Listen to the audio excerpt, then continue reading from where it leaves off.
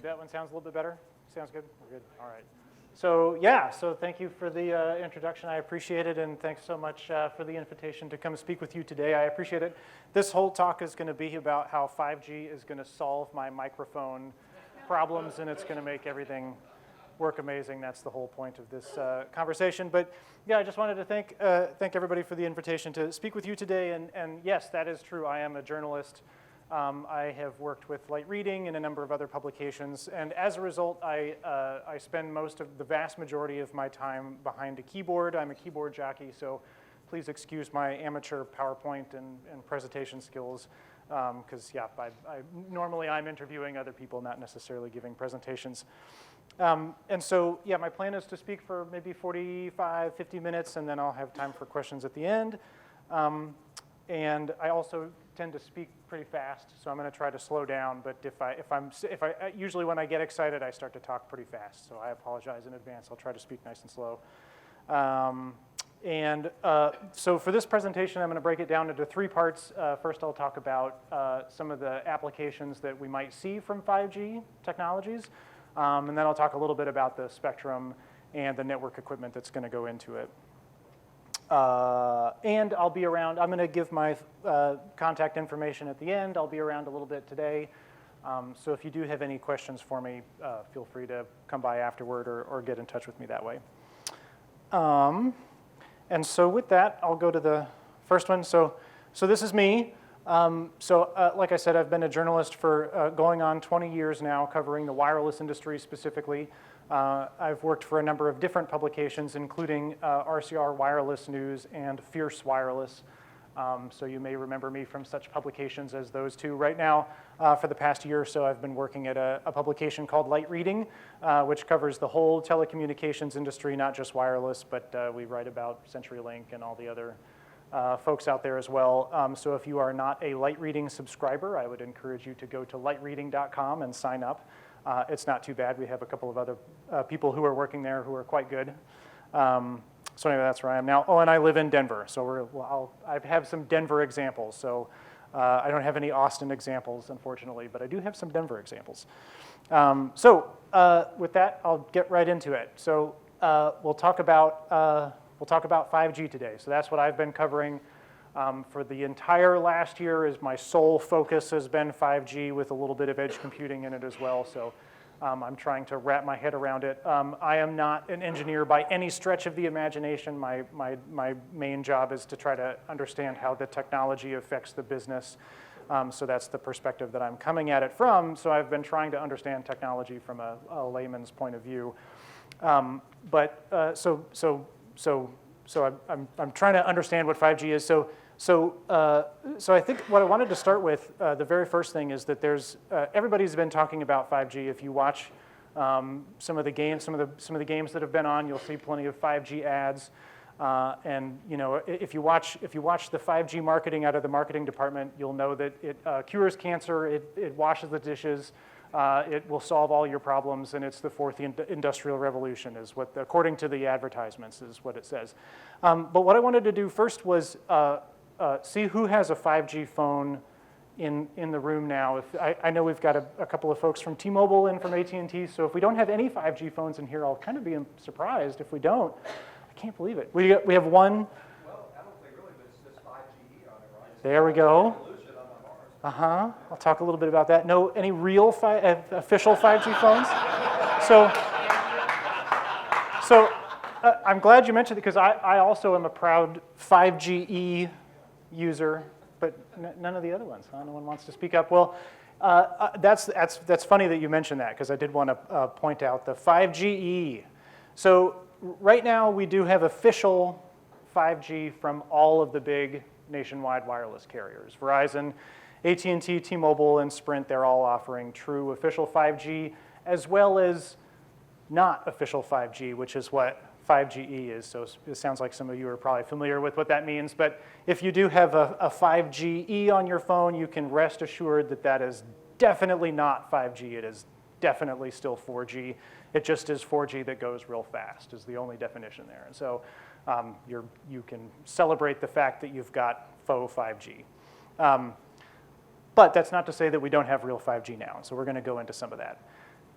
this is the big point that I wanted to get across right now. Based on my reporting and all the people that I've been talking to, it is very clear that here in the early days of 5G, it is not all the same. Even if you have real, official, 100% grade A quality 5G, your real 5G from Verizon is not the same as your real 5G from T-Mobile or AT&T. The networks that they're in the process of building right now, it's apples to oranges right now. Not all 5G is the same. In 10 years, that may change. But here in the early days of 5G, you can get wildly different experiences based on who your provider is, where you're physically located, what kind of phone or device you're using, and a wide range of other factors. And I wanted to reiterate that point by just making sure that everybody was clear that, and this is different than the rollout of 2G and 3G and 4G in that, in general, those technologies performed relatively the same. When Verizon launched 4G, it was mostly the same. It performed relatively the same way that AT&T's 4G performed and looked like. So, when you bought your 4G phone, it was pretty much the same based on what carrier, where you were. The launches were pretty much, they'd turn on 4G in a city and you'd have 4G in a city. It's gotten progressively better, 4G has, over the years, but in general, Verizon's 4G was mostly the same as T-Mobile's 4G, as AT&T's 4G. They, launched in different time frames, but it was all mostly the same. 5G is going to be much different. So again, the launch time frames are going to be way different. The performance characteristics are going to be way different. It's just going to be a wildly different experience here in the early days. And so we were talking a little bit. I did want to sort of start at the beginning of this story and give you sort of the standard 1G to 5G slide, just for those of you who might not be super familiar with this stuff. I tend to get real down way into the weeds of the technology and 5G and 4G and all that stuff, but I did want to sort of start at the beginning and just sort of set the foundation for what we're going to talk about. So, way back when in the early days, 1G was car phones, and all they did was make voice calls, and then you had 2G and it added just a little bit of data, and so you could text, and probably we all remember the first texts we got and how amazing it was, and a friend of mine would text another friend of mine who didn't have texting and would make fun of him, and he couldn't respond because he didn't have text messaging, and so that was all the thing of 2G, and then 3G rolls around, and you start to get some pretty interesting phones that could do a lot of interesting things. And this was sort of the first appearance of the iPhone was here, and other Android smartphones and lots of other smartphones. And then what happened was those 3G networks got real overloaded. Everybody started to use those phones way more than expected, and so they moved on to 4G very quickly in order to address those capacity concerns on their networks, because suddenly you had the whole internet in your pocket.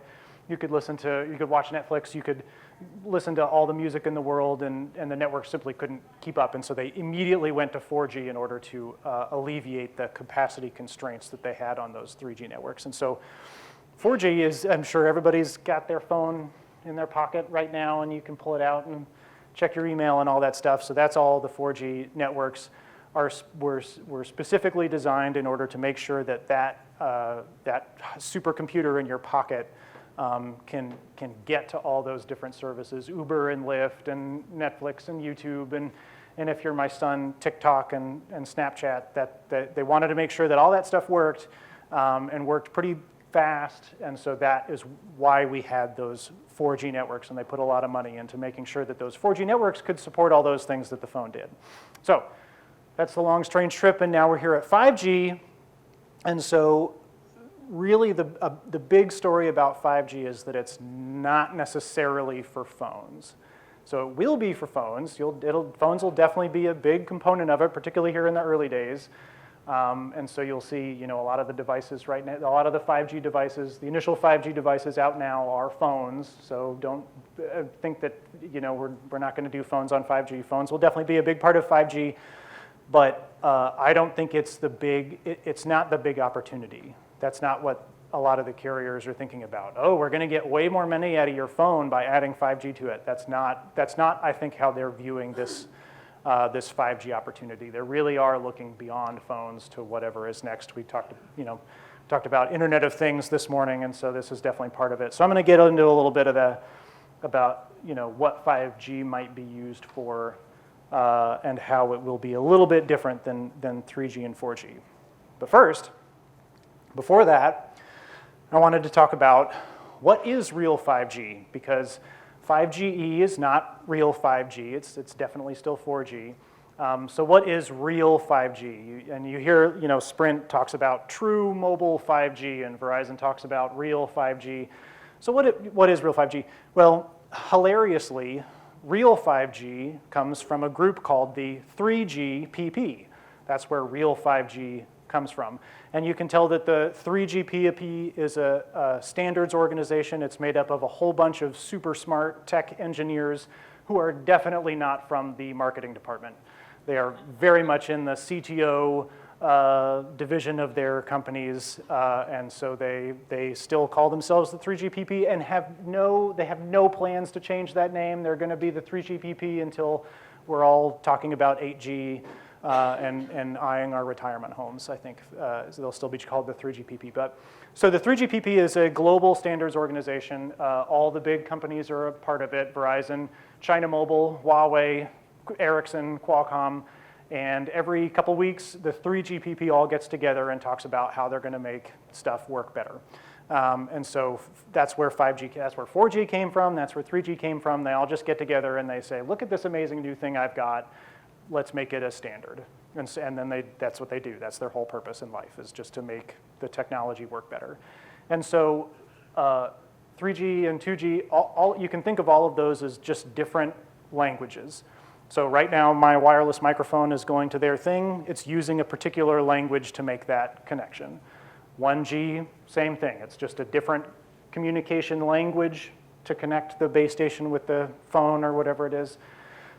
1G was pretty good. 2G was a little bit better, was more efficient. 3G was more efficient. So 5G is as absolutely as efficient as they can possibly. The smartest guys, basically the smartest wireless engineers in the world, have made what they think is the absolute most efficient language to communicate with that they can possibly come up with. That is what 5G is. It's just it's the same as 4G and 3G. They're different languages. They're different ways of communicating. And 5G is the absolute best one that they can possibly imagine in terms of making it the most efficient way to communicate.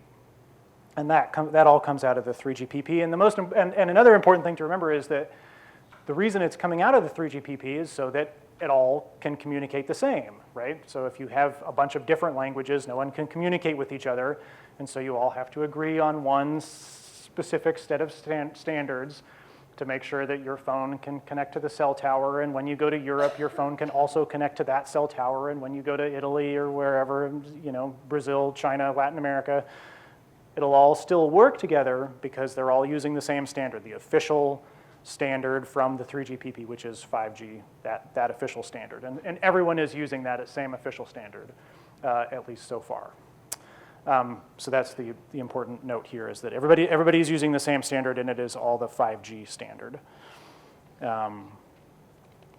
Okay, so that's where 5G comes from, right? Comes from the 3GPP.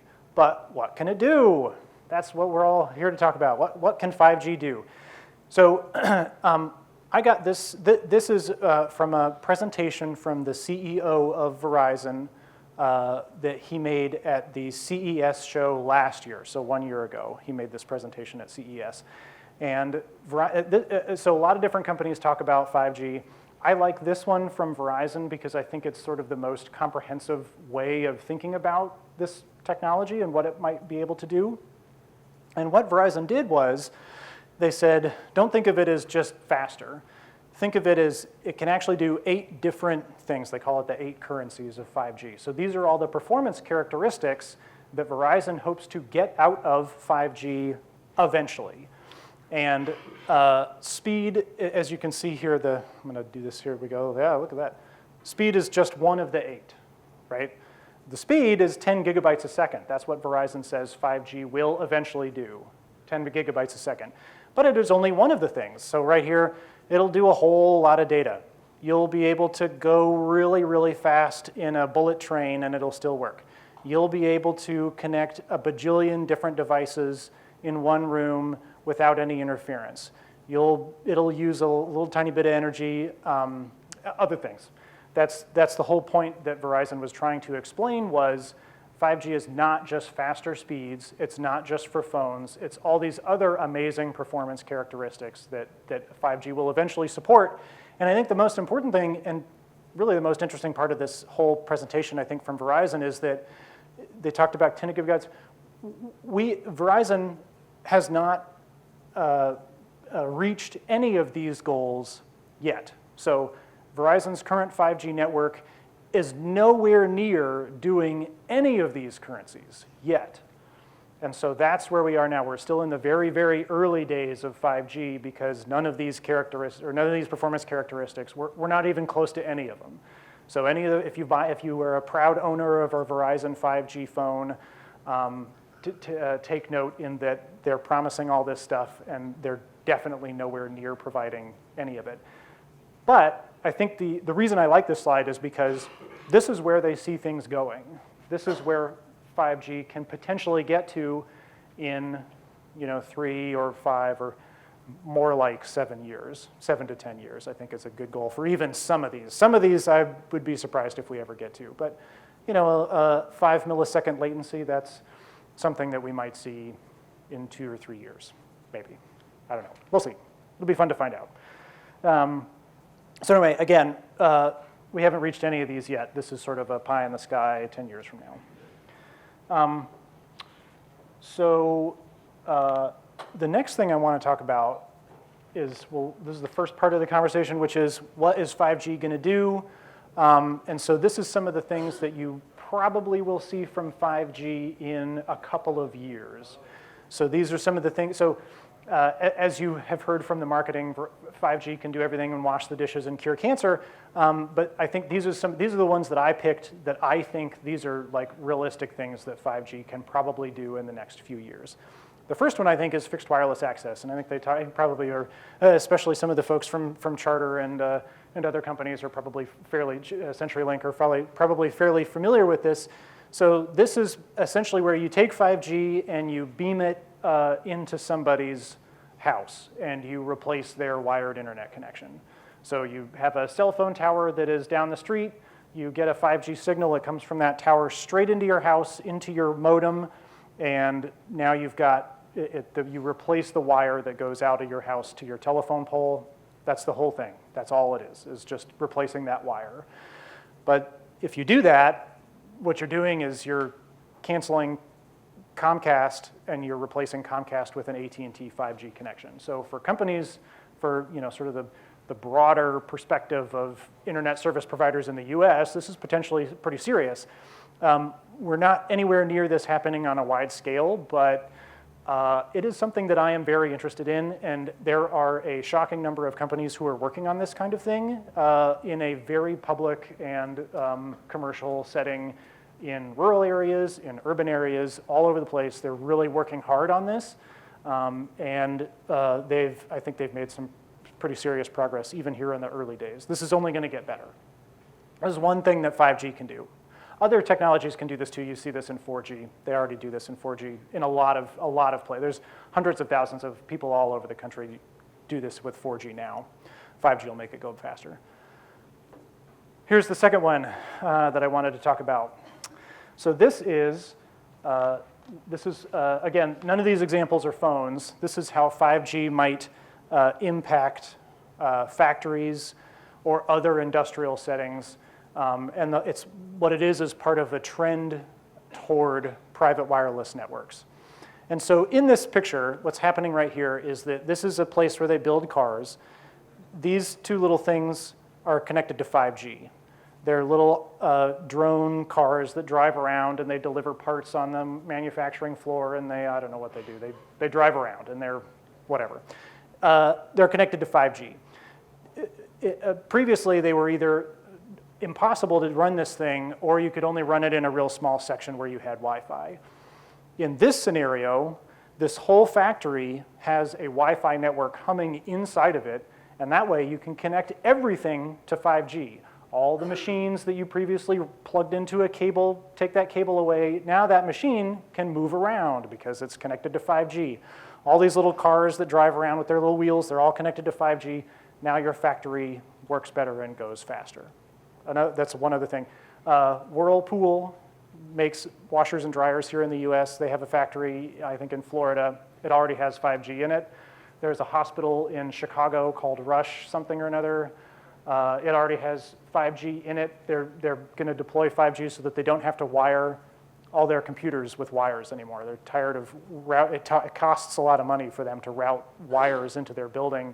They're going to put 5G into that facility so that they don't have to do that anymore. That's what they're going to use 5G for. And so basically they're building their own private wireless networks for their own exclusive use only in their facility. And if you want to Google on light reading, I actually think this morning I have a story publishing about UPS, the giant package delivery service. They're testing their own private wireless network. It works on 4G right now, but certainly they're looking at 5G. In fact, the guy told me that he's looking at 5G. UPS, there's the largest nuclear disassembly plant in the United States is down the road here in Texas, and they're looking at a private wireless network that they want to build for their facility to connect all their whatever stuff that takes apart nuclear weapons. I don't even know. This is a big trend. Again, not phones, building your own private network, 5G. And here's the one. So again, this is not phones, but the examples that we've been talking about have been very much industrial use cases. But I think there is an argument, a strong argument to be made for these things. So this would be a consumer use case for 5G that is not phones. And so bear with me here. This is I was on the fence about this and pretty much a skeptic, but I'm kind of coming around to this idea. And actually, Google has already tried this. They have what's called the Google goggles or the Google glasses, and no one liked them. They looked weird. No one wanted to wear them. But I think that that in 2 or 3 years, I think technology will be to a place where this is definitely a possibility, and I would be shocked if we don't see something from Apple or somebody similar in the very, very near term. And so this picture I actually grabbed off the internet. It is not a real product. You see the Apple logo here. Somebody just made this on the internet, so this is not a real product. I just am using it as an example. But basically what it is you would have a pair of glasses, and because 5G is so fast, you can have enormous amounts of data in real time. That's the big difference here. So your phone takes a few minutes to load CNN or whatever website or whatever app you're going to, right? It takes maybe a second or two to load that. 5G removes that waiting period, and it makes the amount of enormous data instantly available. So if you have these glasses on, as I'm looking across this room, I would have my Apple 5G glasses, and as I would look across, I would see all of your faces, all of your wonderful faces, and above your heads would pop up your LinkedIn profile, or it would be your latest tweet would show up right above your head, and it would just hover there as I moved my head around because it's instantaneous. All this stuff is happening instantly. As I walk around outside, I would see information on all these buildings. I would see the nearest taxi cab. I'd have ads from Starbucks coming into my field of view as I looked at it and looked away. And again, all this stuff is happening instantly, so as I pan across in my field of vision, it would show up above your head, and then it would disappear as I looked away. And so that's what I mean by it would be instantaneous information. And that is the kind of service that really is only possible with a lightning-fast wireless connection. And so I think we're getting to the point now where 5G can potentially do this. And the last thing I'll note is that, so at the Consumer Electronics Show just 2 weeks ago, there was a company called Mojo Vision, and they had a demo display. I did not see it. I only read about it. CNET wrote a great article about this thing, but it's a contact lens. And so it's this like tiny little contact lens that does this. It shows information on the inside of the you put the contact lens in your eyeball and you see all this stuff. And so they apparently have a demo that is functional of this thing up and running. It's a very early demo. It's not connected to the internet. And apparently a big problem with this stuff is the heat that they put off as they're doing all this processing.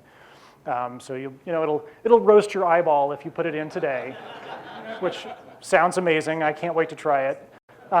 But I mean, the point is that 10 years ago, if I had showed you my phone today, you would not have believed that it was really working.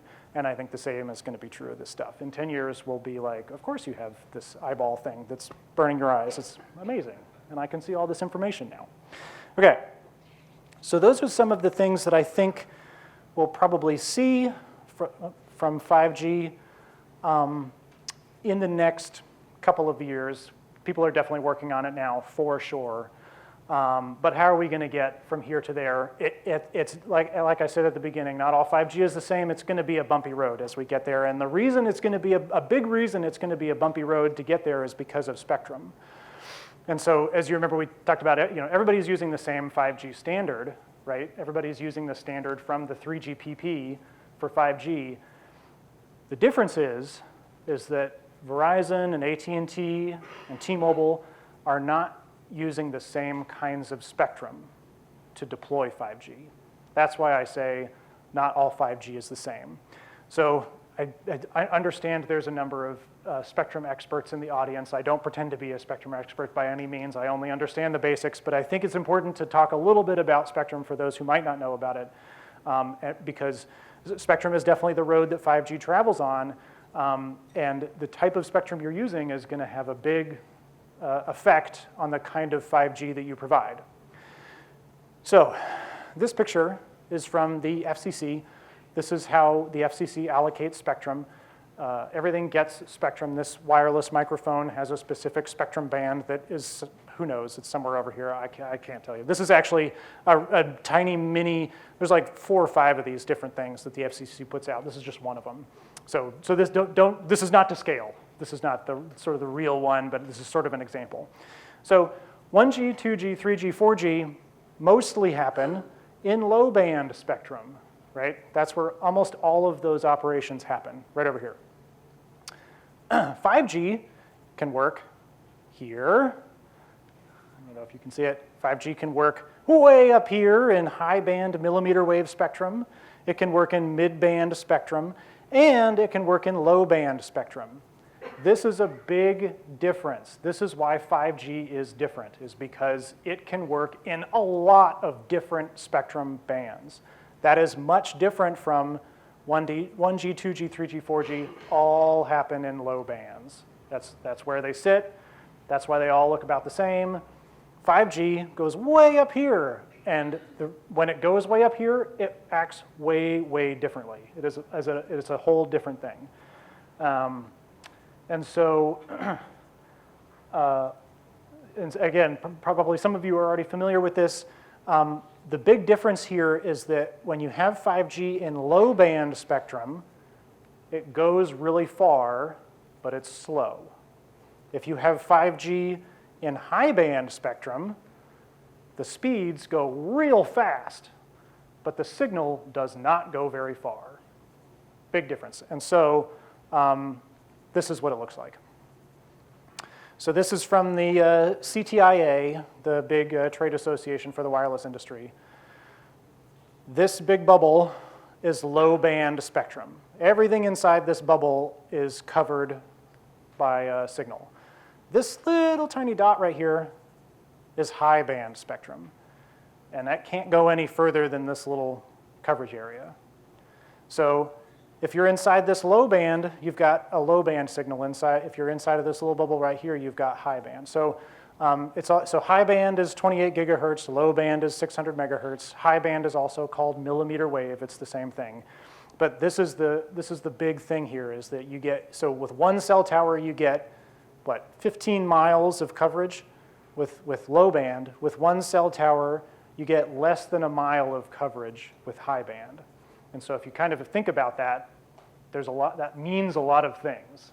That there's a lot that goes into that sort of reality. And so this is an important part of why 5G is different. So in 10 years, this is what they're hoping to get to. this is sort of the like, wouldn't it be great if 5G looks like this, where we have high band millimeter wave in downtown areas like out here, right, or inside this building. Then we use mid-band spectrum, and so mid-band is right here in the middle, yeah, mid-band. So what if we had mid-band spectrum that covered big cities, and then we'd used low-band spectrum to cover everything else? This is where we're headed. This is sort of the ideal scenario that everybody wants to get to. But it's real hard to get to here because the carriers, AT&T and Verizon and T-Mobile, really don't have a lot of empty spectrum to use. A lot of their spectrum, and in some cases, almost all of their spectrum, is already being used for 4G. So it's kind of a big deal, because if you really want to get to the 5G network that can connect your Apple glasses and do amazing things and have autonomous cars driving around outside, this is what you want, and we're nowhere near this like panacea, holy grail of spectrum. And especially right now in the United States, this critical mid-band layer, there's like none of it. There's none. And won't be for a couple of years to be able to put into commercial use. So, and China, by the way, is using this mid-band for their 5G. We only have, here in this country, we only have this one, and we've got this one down here. Sprint has some right here, but Sprint is in a big mess right now, so can't really use it. So anyway, this is where we're headed, but we're not there yet. And then, so I'm going to show you this slide. So this is one of the stories. So I've spent the past year really writing about 5G, and I'm going to highlight a couple of my stories that I've written just as examples of things that I think are interesting. And so we looked at the spectrum, different layer cake here. All of the 5G phones that are the official 3GPP certified 5G phones that are being sold today, all the carriers are selling them right now. None of those phones can do all of these spectrum bands. In fact, none of the phones today can do more than one of those different spectrum bands. So if you buy a 5G phone today, it will only do millimeter wave, or it might only do low band. It is not a great investment if you want that phone to be on the cutting edge of 5G for the next 10 years. Don't buy a 5G phone today, because this market is still developing, and literally any 5G phone that you buy right now is going to lack some critical spectrum bands. It's just physically not going to be able to transmit in those spectrum bands that they want to use for 5G. So I call them orphans. So don't buy an orphan. That's the takeaway of this. Okay, so I'm going to dive a little bit into, again, the whole point of this is that not all 5G is the same. And here's a great real-world example that is currently playing out right now today. This is all commercial numbers, commercially launched services.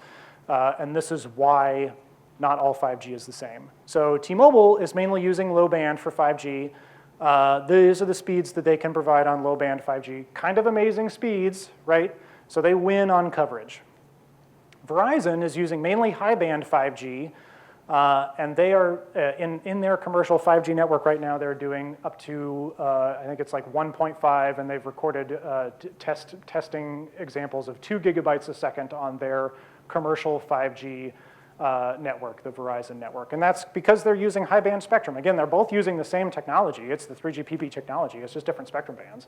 That's why the difference is so great. So, I mean, this is, these two different speeds it's apples to oranges, right? The experience that you can get with 2 gigabytes a second is nothing like the T-Mobile version. And as these networks get loaded, as you've got glasses that are transmitting a huge amount of data, the speeds here are going to that's going to play a big role in the different experiences that you're going to get. So T-Mobile wins in coverage, Verizon wins in speed. This is still the early days of 5G. This will all change. Verizon will definitely launch in low band spectrum. We don't know when. It'll probably be soon. So this is still in motion right now, but here's where we are in the early days of 5G, and I chose, for our T-Mobile friends in the audience, I only chose Verizon and T-Mobile because they are really taking different, their 5G strategies are very different. And so it sort of helps highlight this point. But if you talk about AT&T, if you talk about Sprint, if you talk about US Cellular, if you talk about Shentel, if you talk about C Spire, they all have slightly different 5G strategies. And so that's a big difference from 4G, where they all had basically the same strategy, which was launch in the spectrum as soon as you can. This is different. We're seeing sort of a different scenario play out in 5G among all the carriers. And you can see the results. I mean, 2 gigabytes a second, like, that's amazing. Okay, and so I've got a couple of slides here that sort of highlights the differences here. So you saw that T-Mobile wins on coverage, right? Well, here is T-Mobile's coverage in my home city of Denver. So this is basically all of northern Colorado, this coverage area. So you can see this red. This is all, T-Mobile covers this whole area. This is like, you know, thousands and thousands of square miles of coverage. I live right there. And this little dot right here, this is Verizon's coverage area. I added that dot because if I didn't add that dot, you wouldn't be able to see Verizon's 5G coverage area. This is both 5G. T-Mobile uses low band. That's why they're covering so much territory. Verizon uses high band. Verizon's coverage area is so small, it wouldn't even show on this map. That's what Verizon's coverage looks like in Denver today, right now. It's literally a few streets in downtown Denver. There's a couple of other spots. They cover, I think, Rhino and the DTC and a couple of other spots, but this is downtown Denver proper. This is what their coverage area looks like for 5G high band spectrum. It's also important to note that Verizon, their signal doesn't go inside of buildings. So like the glass bounces the signal off of the building. So this is like, when I talk about a coverage area, it's like literally outside. So you go inside of a Starbucks, you're on 4G. You go into your apartment complex, you're back on 4G. This is only like outside, like streets, if you're kind of in the right spot, you know. That's what their coverage is. Again, it's early days of 5G. This is gonna get better, a lot better, and I'm gonna talk about how it's gonna get better, but it's important to know that, you know, this is T-Mobile, this is Verizon, like this is night and day, basically. Right, and so the point is, not all 5G is the same. Everyone has a different strategy. And so how are we doing this? Like, how is this working?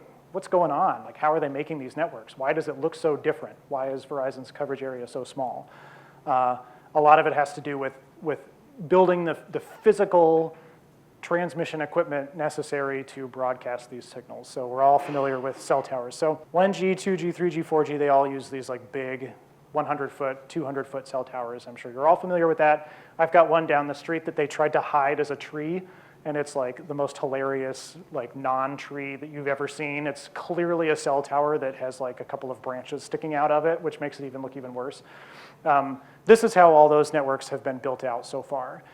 So when you talk about 5G, and especially in millimeter wave spectrum, you're gonna build that network differently. You're gonna use what's called a small cell, and probably some of you are well familiar with this concept, but for those of you who are not, a small cell is basically a mini cell tower. They're about the size of a pizza box, and they sit on top of streetlights or traffic signals or electricity distribution poles or on the top of a building. And they're real small, and so they broadcast that 5G signal out. And so that's how you do 5G in millimeter wave spectrum. You just can't do it on a macro cell tower because it's almost too high. If you put a high band 5G transmitter at the top of that cell tower, it's like literally too high to reach the people below because the signal goes it's such a short signal that you need to bring it down to where people are, and you're gonna need a whole lot of these things, a whole lot of these small cells everywhere. So right now I'm in the finishing touches of writing about my personal small cell. I found it down the street, and I talked to the city planner who authorized the permit. I talked to the company that constructed it. I talked to the equipment suppliers that supply the stuff on the top of it. We're all gonna have our own small cell, so get ready for the small cell boom. And the other important thing, one of the important thing about small cells is that there's two big reasons why they want to do small cells. One is high band spectrum. The other is, if you have a big macro cell tower, you can only cover so many people. You can only have so many people attached to that cell tower at one time before it just becomes overloaded. So the second and equally important reason that they want to do these small cells is because if you divide up a city into 10 different small cell areas, you can have more customers and you can support more data. And the network will not become overloaded. And that's where they are now, is the 4G networks are becoming fairly loaded, and either you get more spectrum or you deploy small cells. Those are your only two options. And so they're deploying small cells, even in a 4G network, not even 5G high band spectrum, they're deploying it in a regular 4G network with low band spectrum, simply to support more customers. The more small cells you have in an urban area, the more customers you can support. So in talking about small cells, there's a lot that goes into deploying small cells, and here's what they look like. And the reason I wanted to show this is because it turns out it is not easy to get these things installed on every street corner in the country.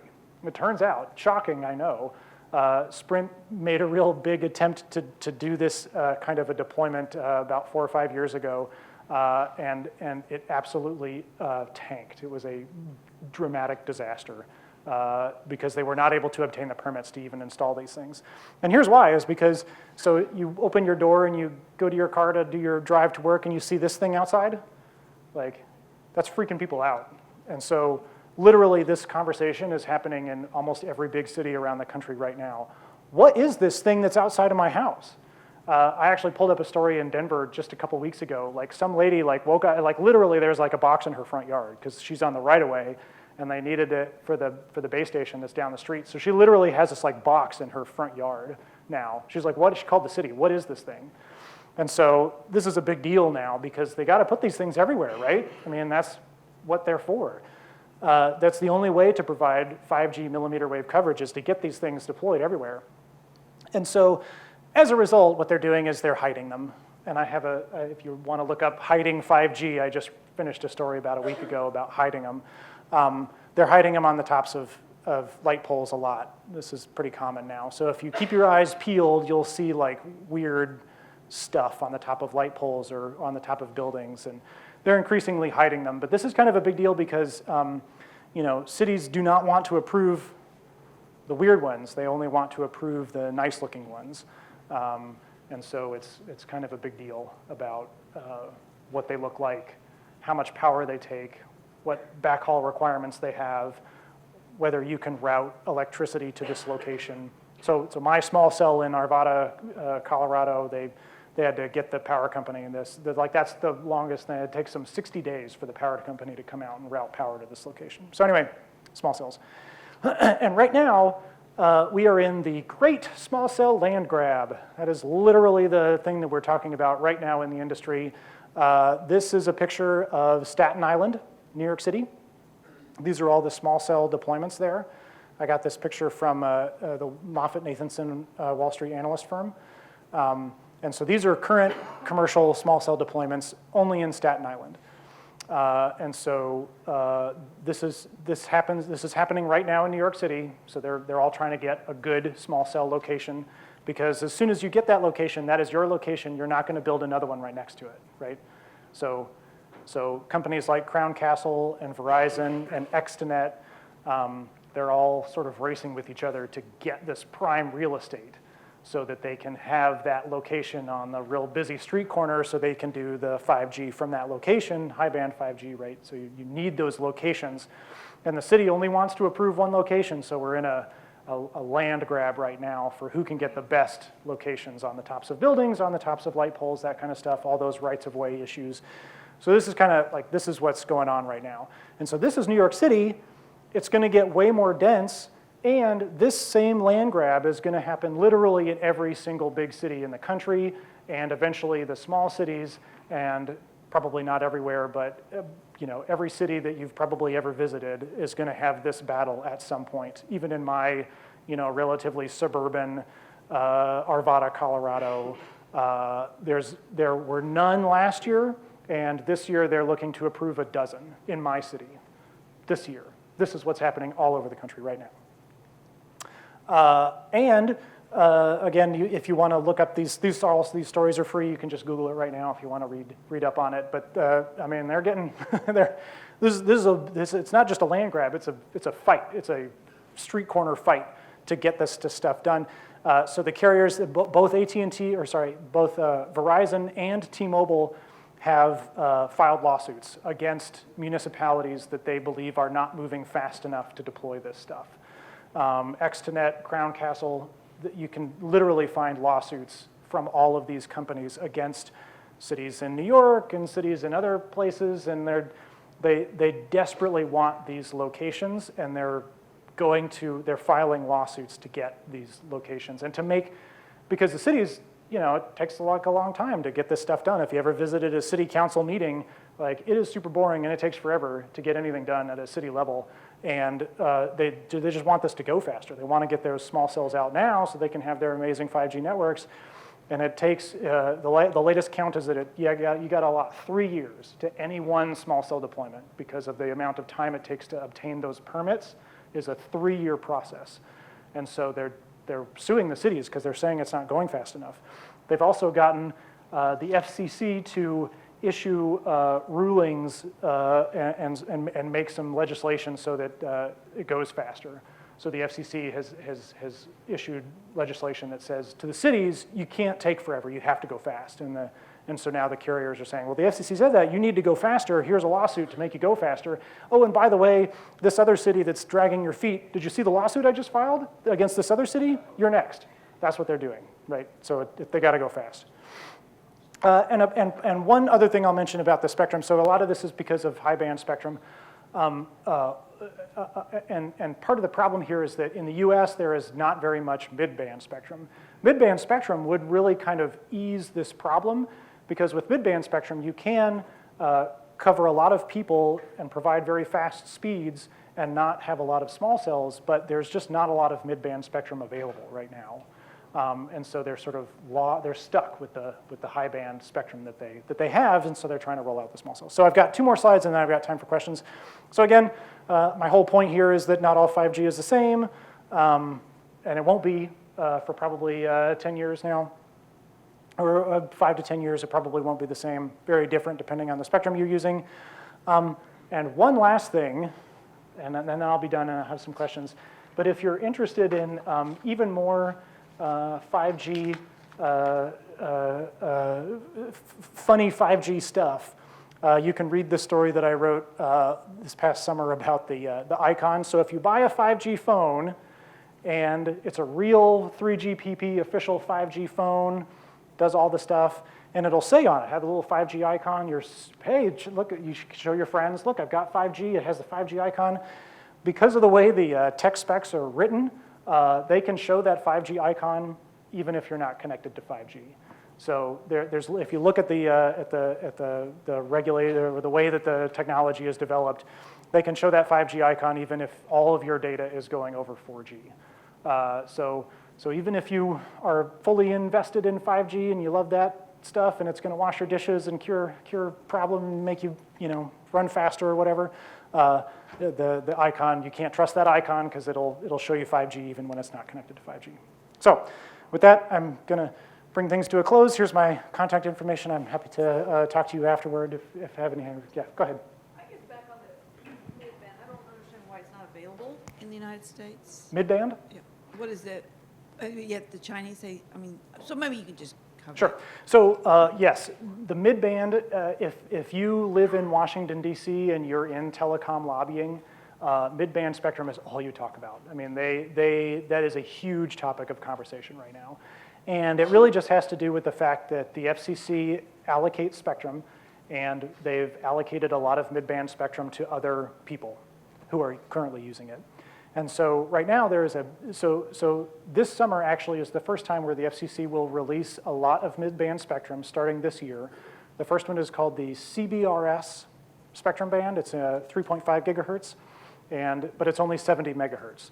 So it's not a whole lot of spectrum. So that's the first one that they're going to release. And so people are very excited about that, but the big one that they're going to release is called a C-band, and that's a little bit higher. It's like 3.7 to 4.2 gigahertz, and that's called the C-band.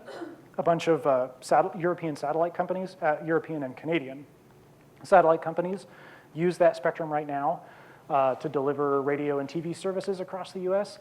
So they're basically telling they want those companies to either move all the way off of it or move off a whole bunch of it, and then they'll have that free, and then they can give it to 5G. But that process will take several years. And in China, they just had that. Actually, China, Italy, lots of different countries have that sort of the mid-band, 3.5 to 3.7 to 4.2. A lot of countries already have that spectrum available, and they've been auctioning it. And in Italy, they just set a new record for the amount of money that a wireless carrier spent on spectrum. It was for mid-band, 3.5 gigahertz spectrum, and it's like 52 cents per megahertz pop, which is like record. No one can believe it's gone that high. Sorry, go ahead. So I was just going to ask you about like Europe, for example. Are the small cell wars going on in other continents, or just are they more advanced than us, or do you know? So that's a great question. It's not something I know a whole lot about, but I do know that there's a company called there's a guy called Mark Gronzi, and he is a major player in the cell tower industry here in this country and also in other countries. So he owns a lot of companies that work in this industry in international markets, and he said it's a global issue. Small cells is a global issue. In places like China, the government runs the show, and so they're like, yeah, put it here. Your wait time is 1 day. Now the space is open to you. Go ahead and build a small cell here. So here we've got local regulations, and it takes longer to do that.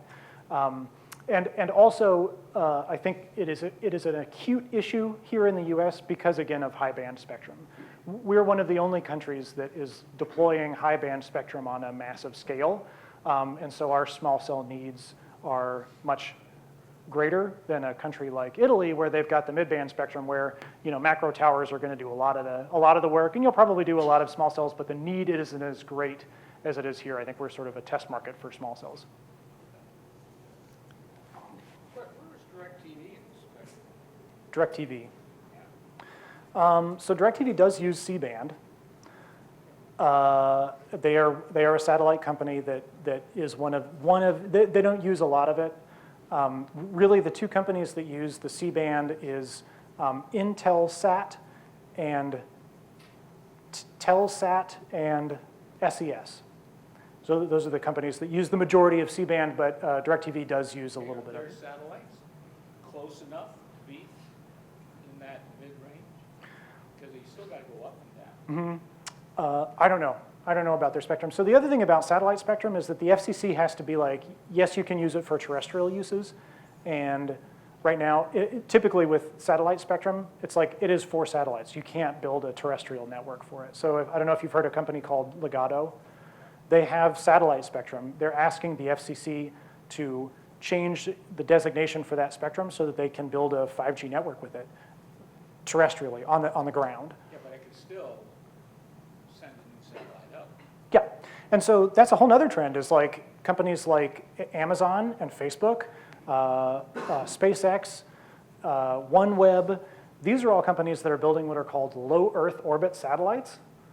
And those are really interesting because they're not like the big satellites you think about. Like they're little tiny satellites, like the size of this chair maybe. And so you can launch like 10 of them at a time in a spaceship. And then now you have 10 satellites up there that are all beaming down. And they're low Earth orbit, so they're not real high. They're lower. They're much lower than sort of regular satellites. And so they're really excited about doing internet from those satellites. So yes, there is from And satellites. the beam shaping is tight enough to handle 10 satellites above Austin. So there's lots. I think the low Earth orbit satellite internet from those low Earth orbit satellites. That is an industry that is very similar to 5G in that there's some people are real excited about it and are promising some amazing stuff, but sort of the real world uses of it are a little bit questionable. So for example, OneWeb showed off 400 megabits per second from their initial LEO satellites.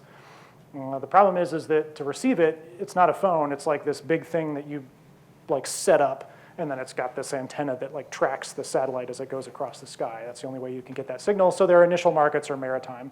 I'm assuming internet on cruise ships, because if anyone's taking a cruise, you have to pay like $1 million for internet, and then it doesn't work very well. So I think that that's their initial target market, is like people on cruise ships, teenagers on cruise ships who literally can't spend 2 days off of Snapchat and are begging their parents for internet connections, and they'll pay any amount of money to shut those kids up. Is like, that's what I think it is. So anyway, the low Earth orbit satellites are potentially a big deal, but that's a couple of years down the road at least, at the very least.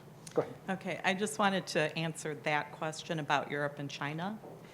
They've both allocated mid-range bands, but in Europe, with respect to the small cells, they're very concerned about the health and safety issues.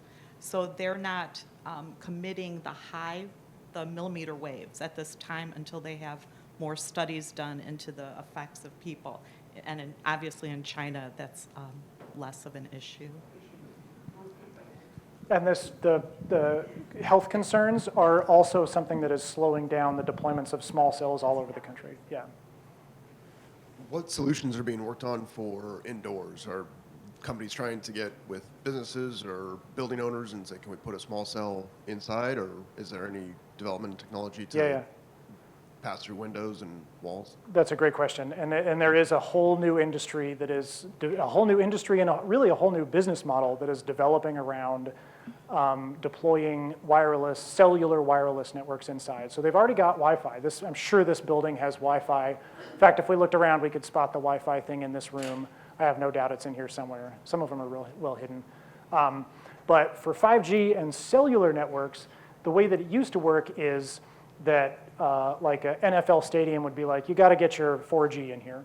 And so the carrier would come in, and it would probably bring an infrastructure provider like Extenet, and then it would work with the venue, and they'd all come to some sort of agreement where the carrier would pay a little bit, the venue would pay a little bit, Extenet would pay a little bit, and they would build a DAS, is what they call it. It's an indoor network. So the problem is that the carriers have run out of money. They don't want to do that anymore. They've already built DASs in all the buildings where they think that they need it. So a building like this is like, hey, we'll let you build your 5G in this building. And the carrier's like, great, you should pay for it, is what the discussion is now. And so the hotel is like, okay, we will, because anyone who comes into our hotel and can't get a signal literally wants to go stay somewhere else. Like, if you can't call your wife from your hotel room and tell her that you've arrived, like, it's kind of a big deal, right? And so the hotels are like, okay, I guess we'll pay for it. So now the business model has changed, where the venues are paying for the installation, and there's also a whole cottage industry around making the deployment cheaper and doing the wiring and stuff to make it as easy to install as Wi-Fi, because a lot of these buildings have already done the Wi-Fi installation. They just want to plug 5G into that same Wi-Fi outlet and have 5G work.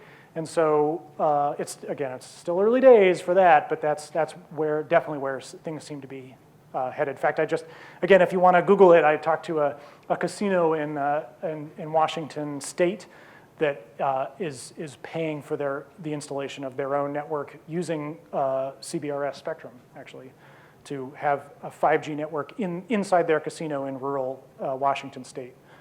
So it's already happening. All right, I'll call that. Any other questions? I'll call that good then. Yeah, go ahead. I'm thinking of your slide there that showed the land grab in Staten Island. So is it the case that these installations of these small boxes are then provider specific? Are there any sort of leasing arrangements that you might see on larger cell towers, or is it going to be the case that on a pole you're going to see 3 different devices because you have 3 different providers in that area? Yeah, that's a great question, and that is what I literally just found out. So the installation that's going up in my neighborhood, it's 1 pole, 2 carriers. They can't do any more than two carriers on the pole. And so I've talked to the companies that make those poles, and they're like, it's too heavy to put on enough equipment for 3 carriers. And then the problem is that, say you're Verizon and you've got high band spectrum and mid-band spectrum, and then you're also doing some unlicensed transmissions and unlicensed spectrum. That's like a lot more equipment. And so you might have a pole that can literally only support 1 carrier because they got all these different radios on top. And so my understanding is that right now max is 2. They might have some poles with 3 if they're like these real big heavy duty poles, but right now max is 2 carriers for most of these small cell deployments. And really right now it's really just 1, and they're just hoping to add another carrier at some point. But Verizon is definitely deploying all these. They're way in the forefront of deploying these small cells because they want to do that. So a lot of the current installations is just 1, and they're hoping to add another carrier at some later point. From a user perspective on the handset, why do I want to go to a 5G phone? Is there any real benefit that I get to go to 5G? That's a good question. Right now, absolutely not. In fact, you probably are better off, like you would be better off not doing it because it takes a little bit more battery power. So unless you're downloading, I don't know, whatever crazy amount of data, probably not. So that's another problem that they are working on right now, which is like, why would you buy a 5G phone? And they're trying to develop ways of showing it off to get you to want one with mixed results. So they've got some augmented reality services inside of,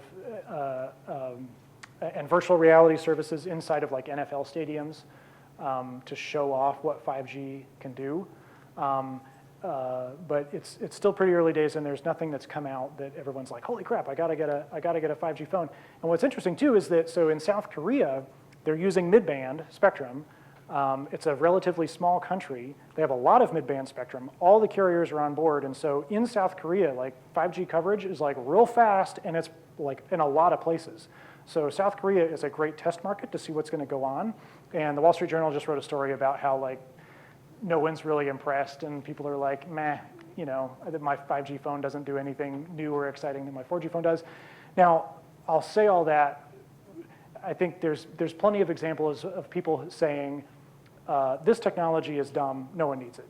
And then 10 years later, absolutely being proven wrong. So I'm not saying that. And also what I'll add is that a big argument for 5G is, and for 5G investment and like, let's get all these small cells deployed, is that think about Lyft and Uber.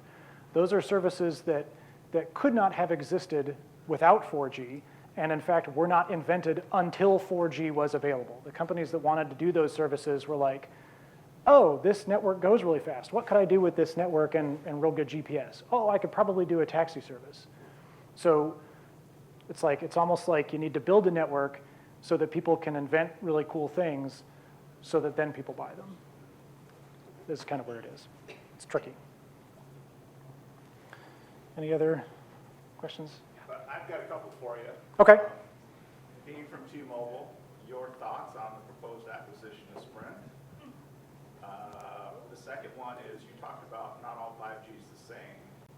Do you have a preference from a carrier perspective on what you've seen, right, from the different carriers? And then I guess the third question would be Huawei. Oh, boy. You got all of them.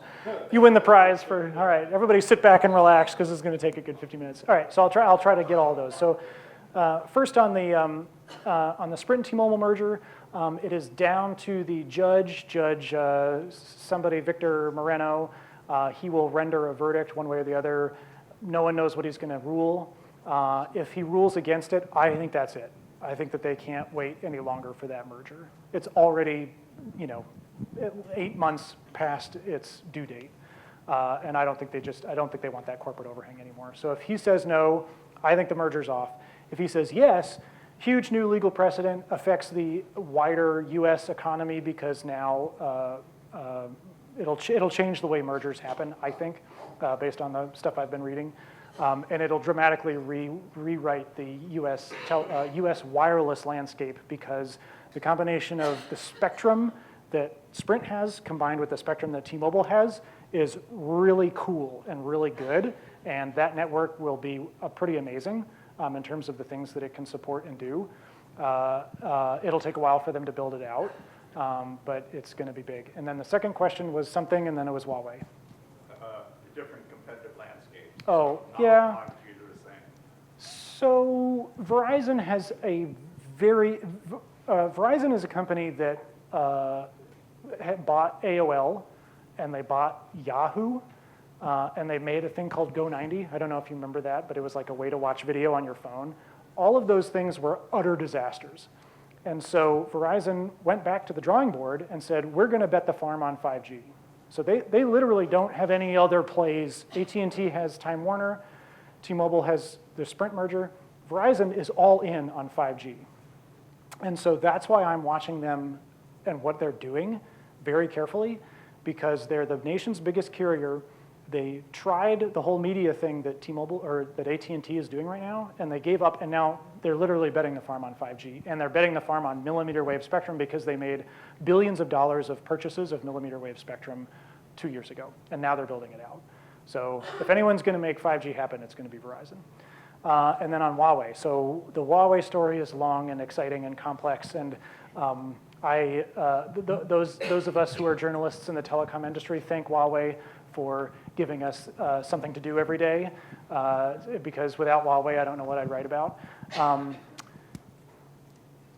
Huawei has always been blocked from the US market. They have sold a little bit of equipment to really small carriers, and that's the only thing that they've ever done in this country. So in terms, and also, I don't even know if their equipment poses a threat. I mean, you can see really strong arguments on both sides. And thankfully, as a journalist, I don't have to make a decision on that. All I have to do is say what's going on. So I don't know if their equipment poses a threat. I do know, having read several books on recent cyber attacks and general cyber warfare around the world, that the US government, the Chinese government, Iranians, North Koreans, and plenty of private actors are all doing this every day, all the time. And anyone who runs a network from Charter to Comcast to AT&T knows that those attacks happen on a minute-by-minute basis, honestly. So in terms of cyber attacks, I have no doubt that all that stuff is happening. I don't know if Huawei's equipment poses a threat. I know that Huawei's equipment will never be in this country. It might be deployed in other countries, and we're definitely looking at a scenario where China deploys their own version of 5G, and we deploy our own version of 5G, and they're two totally different things. And we're also looking at the potential of when you go to another country, you have to leave your phone in this country because they're worried that Huawei equipment will infect your phone. I don't think that no one's mentioned that. That's the road we're on right now, like for sure. And I don't know how it's going to play out. Interestingly, the U.S. government has allocated $1 billion, two separate allocations of $1 billion each to fight Huawei in two totally different things. So they're trying to fund U.S. companies to make equipment that would be an alternative to Huawei, $1 billion. Separately, they've got another $1 billion to pay some of the small carriers that have used Huawei equipment in their networks, because there is some Huawei equipment in Montana and Virginia and Vermont. There's some Huawei equipment that is operational in very small wireless networks. And so they've allocated $1 billion to tear all that equipment out, to get it out and put in equipment that is not from Huawei. So $1 billion and $1 billion, $1 billion solves every problem. That's my takeaway from those developments, is that if you ever have a problem, a geopolitical, technological problem that involves cybersecurity and all these different issues, you throw $1 billion at it, you'll fix it.